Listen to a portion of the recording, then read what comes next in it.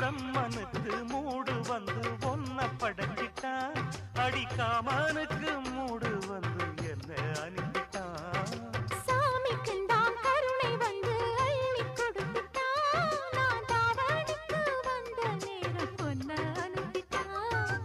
வாழ்ந்தாக வேண்டுமே வளைந்தாடு கண்மணி, வண்டாடும் பூவுக்கு வலிக்காது அம்மணி.